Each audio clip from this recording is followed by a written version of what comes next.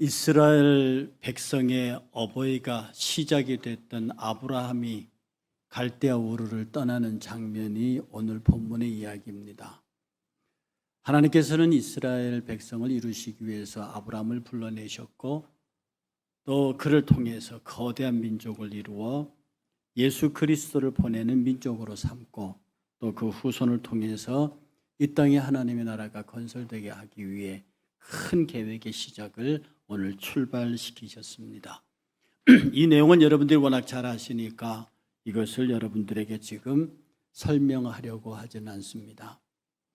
오늘 제가 여러분에게 드리고자 하는 말씀은 일반적인 설교가 아니고 우리 성도들 가운데 새로 오신 분들이 요 근자에 많이 있어서 그리스도의 교회가 왜 장로교, 감리교, 기타 등등의 교회도 많이 있는데 왜 하필 이 교회는 그리스도의 교회라고 하는 특이한 명칭을 써서 마릴성도 예수 그리스도의 교회하고 비슷해갖고 이상한 소리를 듣는가라고 염려하시는 분들이 있어서 우리 그리스도의 교회가 어떻게 시작되었고 지금 어느 형편에 있는지, 사실 지금 우리 그리스도교회 미국에서는 6개 섹트가 있는데 그 섹트를 다 합치면 미국에서의 최대 교단입니다. 그런 배경을 갖고 있는 그리스도의 교회가 오늘 한국에서 어떻게 우리에게 자리 잡고 또 어떤 특징이 있는지를 설교라기보다는, 제가 이런 것이 참 싫어합니다만은 PPT를 통해서 여러분에게, 특히 처음 오신 분들에게, 장로교, 감리교, 침례교에 익숙하신 분들에게 그리스도의 교회가 그들 교회가 별개 다르지 않다고 하는, 같은 뿌리를 갖고 있다고 하는 말씀을 여러분에게 드리면서 우리 일산교회 세움에 대한 자부심을 가지실 수 있도록 오늘 그렇게 말씀을 드리도록 하겠습니다. 화면 띄워주시죠. 우리 그리스도의 교회는요, 이 그리스도의 교회는 철저하게 칼빈의 종교개혁 전통 위에 서 있습니다.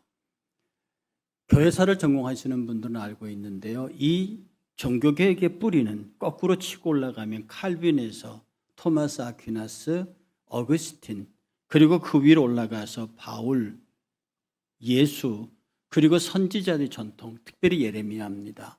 예레미야의 전통을 따라서 아브라함, 에녹, 노아, 아담, 하나님의 길은 일련의 교회 복음 갱신과 율법 갱신의 전통 위에 서 있어요.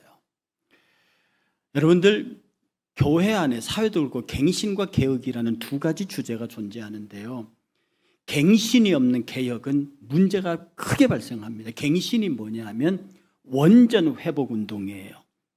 뭐 정치하는 분들 계시지만 민주주의의 갱신이 뭐냐 하면 지금 어떻게 하고 있다가 아니라 원래 민주주의가 처음 태동될 때 그 민주주의가 뭐냐를 찾아내고 발굴하는 게 그게 갱신입니다. 예를 들어서 부부가 결혼했잖아요. 결혼해서 정말 혼인서약하고 산다고요. 그러다가 몇십 년 살고 난 다음에는 딴 살림을 합니다. 이때 문제가 있죠. 그럼 우리가 어땠느냐고 처음에 혼인서약을 들여다보고 이게 우리 결혼이었어 라고 말하는 게 결혼갱신입니다. 신앙갱신도 내가 예수를 처음에는 잘 믿다 나중에는 엇길로 가버렸어요. 그럼 내 처음 신앙으로 되돌아와서 이게 내 첫 신앙이야 라고 돌아보는 게 갱신입니다. 원전 회복이에요. 하나님께서는 이스라엘 백성들에게 끝없이 말합니다. 무슨 잘못을 할 때마다 내가 너희들을 어떻게 사랑했는지, 내가 너희들에게 어떻게 율법을 주었는지, 어떻게 내가 너희들을 구원했는지를 보라고 계속 과거에 일어났던 사실을 가르치며, 이것을 기초로, 이 갱신이죠. 원래로 돌아가는 거예요. 여기에 기초해서 미래를 바라보며 개혁하는 거예요. 종교개혁이 철저하게 성경에 기초해야 돼요. 이 원전을 회복해야 한다고요. 원전 회복이 없는 종교개혁, 교회개혁을 하게 되면 전부 인간적인 모습과 인간적인 것들로 교회 안에 다 들어오게 돼 있어요. 그래서 원래 복음이 뭐라고 말하는지, 원래 성경이 뭐라고 말하는지, 성경을 성경답게, 교회를 교회답게, 은혜를 은혜답게, 진리를 진리답게 만드는 그 갱신운동의 기초 위에 교회를 개혁하고자 하는, 이것이 교회사 전체 하나님으로부터 칼빈에 이르기까지의 종교개혁의 전통입니다. 바로 이 종교개혁의 전통의 가장 선두에 서 있는 곳이 바로 우리 그리스도의 교회입니다. 어떻게 되느냐 하면, 가까운 우리 칼빈의 종교개혁으로 가면 칼빈의 종교개혁의 집성체가 제네바입니다. 제네바는 칼빈이 직접 통치하면서 종교와 정치권을 같이 쥐어줬어요. 재판권도 있습니다. 정치권도 있어요. 이 종교개혁을 배우러 간 사람이 누구냐 하면 영국의 청교도들입니다. 영국의 개신교도들이 제네바로 가서 칼빈에게 종교개혁을 배웁니다. 그런데 가만히 생각하니까 이 칼빈의 종교개혁 이 정도 갖고는 안 되겠는 거야. 칼빈의 종교개혁, 제네바의 종교개혁이 미미하다고 생각했던 거예요. 그래서 이 사람들이 배워서 영국으로 돌아와서 그들이 우리는 칼빈보다 더 적극적인 종교개혁을 하겠다. 이게 청교도들입니다. 크로멜의 청교도 혁명이 일어나면서 영국 사회 전체는 청교도적인 신앙생활에서 이건 칼빈을 능가하는 철저한 말씀 중심, 은혜 중심, 복음 중심의 교회로 돌아가서 그걸로 정치를 했다고요. 그러다가 정권이 뒤집혀서 국왕의 박해를 받으면서 좋아, 그럼 우리는 진짜 신앙의 자유를 찾아갈 거야 라고 이 청교도들 중에서도 청교도들이 메이플라워를 탑니다. 그리고 그들이 미국으로 건너가요. 그래서 미국으로 건너간 메이플라워 청교도들은 영국에 남아있는 청교도들보다 더 적극적인 개혁자들이에요. 그래서 신앙의 자유를 찾아서 모든 걸 다 버리고 미국으로 가거든요. 이 미국으로 간 분들이 미국에 정착합니다. 그들이 침례교도였고 감리교도였고 장로교도였어요. 미국에서는 제일 큰 게 침례교회고 그 다음 감리교회고 장로교가 그 다음입니다. 개별교단으로서는요. 그런데 당시 이 미국 대공황이 일어나면서 이 세 교단에 속해 있던 청교도 목사님들이 생각합니다. 우리가 왜 감리회에 속해 있지? 우리가 왜 침례회에 속해 있지? 우리가 왜 장로회에 속해 있지? 이 고민을 생각하고 우리가 종교개혁을 한 것은 로마 캐톨릭이라고 하는 거대한 조직을 깨뜨리고 인간의 권위를 무너뜨리고 정말 말씀으로 복음으로 순수하게 돌아가고자 했던 것이 우리들의 소망인데 왜 우리가 이러고 있지? 라고 하는 고민을 이 양반들이 하기 시작했습니다. 그래서 이분들이 모여가지고 우리는 청교도들이잖아. 우리는 개혁가들이잖아. 근데 개혁가들이 왜 새로운 감리교, 장로교, 침례교를 만들어서 또 우리 새로운 조직을 만드느냐라고 이걸 다 해산시키고 그러면 우리가 뭐라 할래? 우리의 교회 이름을 뭐로 할래라고 했을 때 안디옥 그리스도의 교회, 에베소 그리스도의 교회, 빌라몬 그리스도의 교회 그렇게 돼 있잖아. 그래 우리가 그리스도의 교회라고 하자라고 그리스도의 교회로 언어 통일하면서 침례교, 감리교, 장로교 목사님들이 자기들의 간판을 내리고 그때부터 처치 오브 크라이스트라는 이름으로 그들이 교회를 시작하게 했습니다.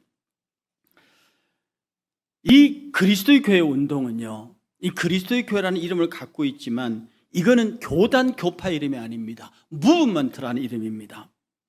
모든 교파와 교리가 가지고 있는 그걸 다 내려놓고요, 예수님이 가르치시고 사도들이 세우려고 했던 신약 성경이 가르치는 교회, 초대교회도 아닙니다. 초대교회도 문제가 많았잖아요. 예수님이 가르치시고 사도들이 세우려고 했던 그 교회를 어떻게 하든 세워보려고 몸부림치는 교회가 바로 그리스도의 교회입니다. 그래도 비교적 가까운 신약 성경에 가까운 교회가 초대교회였어요. 그래서 이 환원운동가들은, 그리스도의 교회 운동가들은 초대교회로 돌아가자 그렇게 말했다가 초대교회조차도 문제가 있다고 하면 신약교회, 예수님이 가르치시고 사도들이 세우려고 했던 그 교회로 돌아가자라고 하는 운동을 시작했던 겁니다. 지금 그리스도의 교회 운동은 환원운동입니다. 이건 종교개혁 운동의 별칭입니다. 칼빈이 종교개혁을 했다고 하면 그 종교개혁의 지금 용어가 뭐냐면 환원운동입니다. 돌아가는 운동입니다. 성경으로 돌아가는 운동입니다. 이것은 비교파 운동입니다. non-denomination. 일반적으로 사람 각 교단에 속해 있으면서 우리는 초교파 운동을 한다 이렇게 말합니다. 초교파는 교파를 다 인정해 놓고 그것을 초월해서 연합해서 전도하고 연합해서 봉사하자는 얘기예요. 그런데 그리스도의 운동가들은 초교파가 아니다. 초교파가 아니라 이큐메니칼이 아니고 non-denomination. 교파 자체가 없다라고 하는 뜻입니다. 그래서요, 이 그리스도의 교회 운동은 교회 회복 운동입니다. 그리고 성경 말씀을 본질적으로 회복하겠다고 하는 그런 운동입니다. 그 방법이 뭐냐? 제가 여러분에게 정말 감동적으로 드리고 싶은 말씀이고요. 제가 감리교 출신으로서 그리스도의 교회 남은 이유기도 합니다. 이게 뭐냐 하면 어떻게 하면 성경으로 돌아갈래? 네가 옳은지 내가 옳은지 알 수가 없는데 그 첫 번째 방법이 본질에는 일치라는 말입니다. Essential is unity라고 그러죠. 저 위에 잘 들리시나요? 외국인들 can you hear me? 예. 이게 뭐냐 하면 본질에는 일치라고 합니다.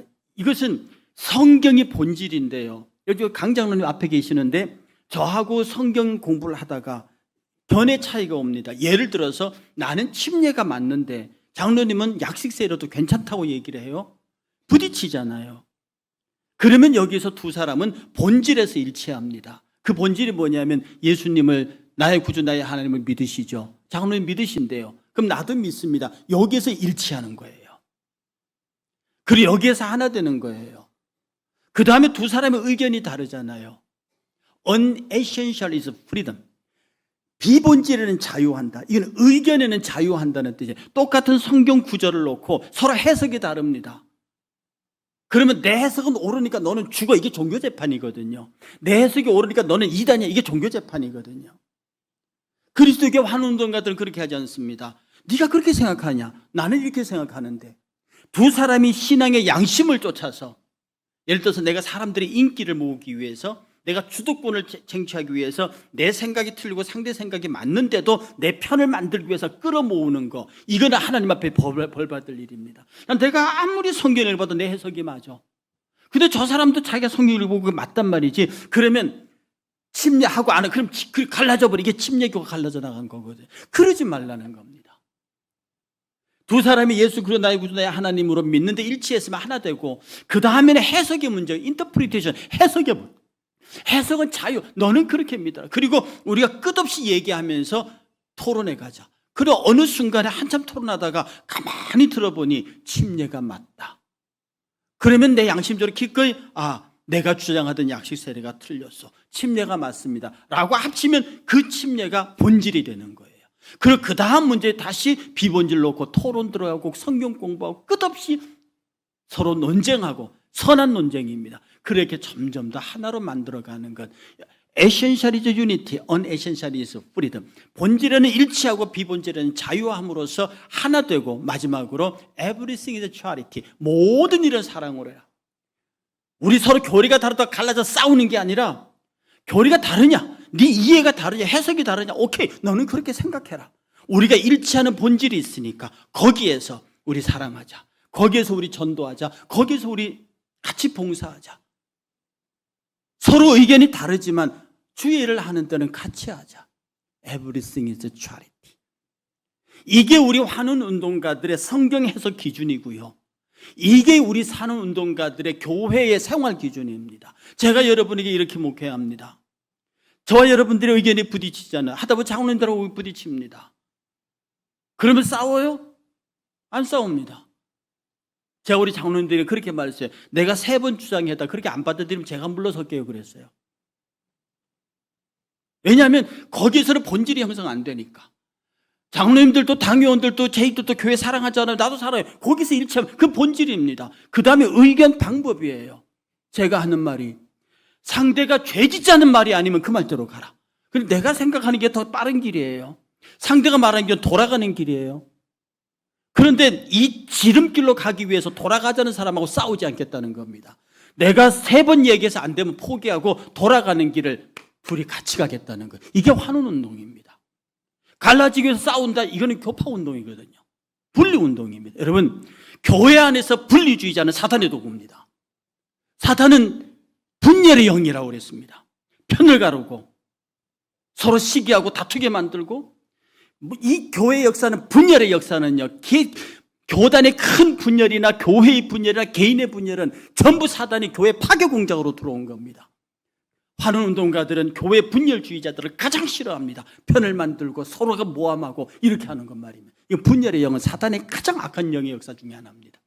내 의견이 다르, 오케이, 그건 네 의견이니까, 이건 내 의견이니까 서로 얘기해보자. 설득해도 안 됩니다. 그럼 네 의견대로 해. 돌아가. 내 생각에 돌아가는 길이라도 이게 옳고 이게 바른 길이니까 소리치면서 간다. 그렇게 하는 순간에 교회는 깨집니다. 복음은 깨집니다. 주님은 한 번이라도 당신 주장을 하신 일이 있냐요? 죄와 의에 관한 부분을 빼놓고는 주님은 한 번도 당신 고집대로 하신 적이 없어요. 우리 환운동가들은요, 본질에는 일치하고요, 비본질에는 자유하고요. 그리고 모든 일 사랑합니다. 그러니 교회 안에서 의견의 충돌이 있어. 그래, 의견의 충돌이 있어. 그럼 그 다음에 얘기하자. 우리가 교회를 사랑한다는 이의가 없으니까. 이렇게 성경을 해석하고 이렇게 우리의 삶을 살면 교회가 나눠질 이유가 있느냐 하는 겁니다. 여러분들, 저는 본질일지 비본질의 자유, 매사에는 사랑이란 저 한마디가 신학교 막 1학년 감리교 출신의 젊은 청년을 오늘 이 강단에 세우는 목회자로 만들었습니다. 해서요, 환원운동은 교회의 개혁과 갱신을 통한 복음의 원전 회복 운동이고요, 칼빈의 개혁은 더 강력하게, 더 지속적으로 지속되어야 한다고 하는 현대판 종교개혁 용어입니다. 그래서 환원운동은요, 그리스도의 모든 교회를 한 몸으로 만들자는 교회 일치운동이고요, 그리스도의 교회 환원운동은요, 복음을 복음되게 하는 복음 회복 운동이고요, 그리스도의 교회 환원운동은요, 목사나 장로가 주인이 아니라 교인 평신도가 주인이 되는 교회 정치 회복 운동입니다. 이것이 생명 있는 교회의 모양이라고 한다는 거예요. 여러분, 이거 한번 보세요. 기독, 이 기독이란 말이 그리스도를 한자로 옮긴 게 기독입니다. 찌두. 그리스도란 말을 한자로 옮긴 게 기독이에요. 그러면 기독교가 뭐냐? 그리스도 교회입니다. 지금 우리가 그리스도의 교회라고 말하는 게 기독, 그리스도 교회란 뜻이거든요. 그래서 옛날에 우리 그리스도의 교회, 우리 선조들은 기독지 교회라고 썼습니다. 한자 문화가 있을 때요. 처치 오브 크라이스트죠. 그리스도의 교회입니다. 그래서 저는 다른 교단에 대해서 깊은 존경을 갖고 있고 그들의 신학과 그들의 목회를 존경합니다. 저는 절대로 교파를 비난할 생각이 없습니다. 그 다른 교회에서 장로 하다 오시면 2년 안에 저희들을 원하시면 심으로 올려드리고요, 다른 데서 안수집사 하다 오시면 2년 뒤에 안수를 섬겨드립니다. 저는 장로교에서 장로하신 분들, 그쪽 목사님이 그거 서류만 보내주면 받아들여. 그걸 다툰다고요. 나하고 의견의 차이일 뿐이에요. 장로교 목사님들이 예수 그리스도가 나의 구주 아니라고 말하는 거예요. 나는 거기서 일치합니다. 그 다음에 교리적인 차이, 그건 얼마든지 논쟁할 수 있는 거죠. 여러분, 대한예수교 장로회라는 말이 무슨 뜻이냐면 한국에 있는 예수교인데 장로 중심의 정치 체제를 가진 교회라는 뜻입니다. 장로교가 아니라 장로회예요. 대한예수교 장로회입니다. 한국 기독교 장로회예요. 교가 아니라 회입니다. 이것은 한국에 있는 기독교인데 감독 중심의 정치 제도를 가진 교회라는 뜻입니다. 그 다음에 또 하나 예를 들었는데 대한기독교 감리회죠. 대한기독교, 한국에 있는 한국에 있는 기독교인데 감독 중심의 정치 체제를 가진 교회라는 뜻입니다. 여러분, 예수교하고 기독교가 달라요? 예수하고, 누가 외국 사람이 그랬습니다. 한국에 가면 예수하고 그리스도하고 싸운다고. 예수교나 기독교나 같은 겁니다. 예수교가 그리스도의 교회예요. 기독교가 그리스도의 교회예요. 그러므로 그리스도의 교회 환원운동가 때 하는 말은 뭐냐면 뒤에 감리회 저거 빼버려라, 장로회 저거 빼버려라, 대한예수교, 대한기독교까지만 남겨라. 그 뒤는 해석이니까, 그 너의 주장이니까 프리, 정죄하지 않겠다는 거죠. 옛날에는요, 장로교 목사님들은 감리교 구원 없다 그랬어요. 감리교 목사님들은 장로교 구원 없다. 초기에는 그렇게 싸웠습니다. 지금은 다 친하게 지내지만. 초교파 영향이에요. 그리스도의 교회는 초교파 갖고 안 된다. 비교파로 가라. 아예 그 초교파까지도 종교교회에 계서 비교파로 가라. 교파를 받아들이지 마라. 여러분, 우리는 기독교, 크리스찬이티, 처치 오브 크라이스트, 그리스도의 교회예요. 이 이름 외에는 없습니다. 뒤에 묻은 장로회, 감리회, 침례회는 그야말로 회예요. 회가 생기면 권위가 생기고 회가 생기면 교권이 생겨요. 그것 때문에 종교개혁 했잖아요. 그것 때문에 피 흘리면서 종교개혁을 했지 않습니까? 그 종교개혁을 했는데 지금 한국의 개신교 모 교단 입장에 나오는 게 천주교와 교리와 직제 일치 운동이 일어납니다. 천주교는 신부들 계급이 있거든요. 그 계급에 맞춰서 우리도 계급을 맞춰야 한다. 직제 개편 운동. 이게 종교개혁까지 자다가 벌떡 일어날 일이죠. 있을 수 없는 일입니다. 해서요, 우리 일산 그리스도의 교회는요, 이러한 교회 갱신, 복음계 회복, 그리고 이 땅에 교회다운 교회를 세우기 위한 그리스도의 교회의 시작으로 6.25 전쟁 이후에 선교사들이 한국으로 넘어 들어오기 시작했고 한국의 자생교 선교사들에 의해서 그리스도의 교회가 시작됐습니다. 근데 너무 늦게 왔어요. 그리스도의 교회가 이 땅에 시작될 때 이미 장로교, 감리교, 침례교, 성결교가 한국 교회를 나누어서 그들의 선교지를 점령하고 있을 때입니다. 그리고 우리가 거의 비슷한 시기에 마릴 성도 예수 그리스도의 교회가 들어오는 바람에 아주 그들은 정말 나쁜 이단들이거든요. 그들하고 이름이 비슷해갖고 우리가 지금도 시달리고 있어서요. 제가 이 교회에 처음 와서 1년 동안 수요일마다 각 교단의 총장님들을 다 불러서 여기서 설교를 시켰습니다. 그것은 시위였어요. 우리 그리스도의 교회가 너희들과 함께 어깨를 겨루고 가고 당신들이 나온 파당교회 이런 분파교회를 다 하나로 그리스도의 교회라는 이름을, 왜 당신들이 그리스도의 교회라는 이름을 갖고 있으니까, 기독교 예수라는 이름을 갖고 있으니까 그 뒤에 회라는 이름만 띄워버리면 되는 건데, 장로 중심의 정치를 하더라도 그리스도의 교회예요. 감독 중심의 정치를 하더라도 그리스도의 교회예요. 성경에 하나 되게 하는 교회를 따라서 하나 되자고 하는 그런 운동이 6.25 전쟁 이후에 시작됐고요. 내수동 그리스도의 교회에서 담임하시던 이영진 전도자님을 노량진교회, 지금 노량진교회 원조인 부가연 그리스도의 교회가 그분을 모시고 가서 비로소 교회 개척이 시작됐습니다. 부간동 교회는요, 제가 60년사를 읽어보니까 전쟁 피난민들, 그리고 농촌에서 올라온 가난한 사람들이 모여있는 굉장히 비난한 지역이었대요. 그리고 6.25 북한에서 종교 핍박을 받아본 사람들이라서 신앙의 갈증이 있었대요. 이런 분들을 중심으로 교회가 시작됐고요. 바로 그곳에서 하나님께서 이 땅의 복음을 시작한 초기 교회 중에 하나로서 우리 부가연 그리스도의 교회가 북성초등학교, 부가연동에 있는 북성초등학교 후문에 4평 남짓한 판잣집에다가 교회를 세우고 시작을 했대요. 그 교회 이름을 부가연 그리스도의 교회라고 했고요. 이영진 전도자님과 공삼열 전도자님 두 분이 공동 담임을 하면서 교회가 시작돼서 62년 1월 28일에 11시에 창립예배, 18명의 창립예배를 드려졌고, 그때 이영진 전도자님이 설교하기를 하나님을 두려워하는 것 자체가 복이라고 하는 말씀으로 요한복음 4장 24절과 욥기서 4장으로 말씀을 하시면서 처음으로 이 교회를 열었습니다.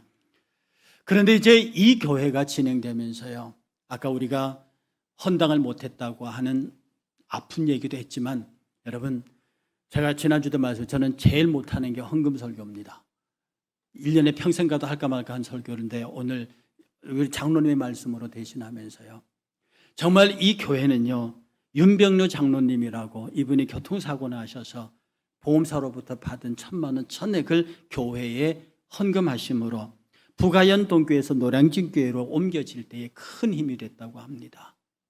그리고 이쪽으로 이사와서 정말로 담임 목사님이 사례를 받지 못하고 교인들이 직접 벽돌을 쳐날리면서 이 교회를 지었다는 기록을 받습니다. 그러면서 당시에 호옥준 권사님이라는 분이 돌아가시고 난 다음에 자녀들이 장례를 치르고 남은 약 1천만 원에 가까운 돈을 헌금해, 즉 62년도에 1천만 원, 그때 8급, 9급 공무원의 월급이 2만 원이 시절입니다. 그때 1,000만 원이면 비교 금액이 되십니까? 그리고 여기 와서 30년 전에 여기 허옥준 권사님이라는 분이 1천만 원을 헌금하심으로 많은 힘이 됐고요. 그 다음에 이름을 밝히기를 거부하신 모 권사님께서 5천을 헌금하셨다 합니다. 그리고 몇 년 전에 어떤 집사님이 1억 1천을 헌금하셨어요.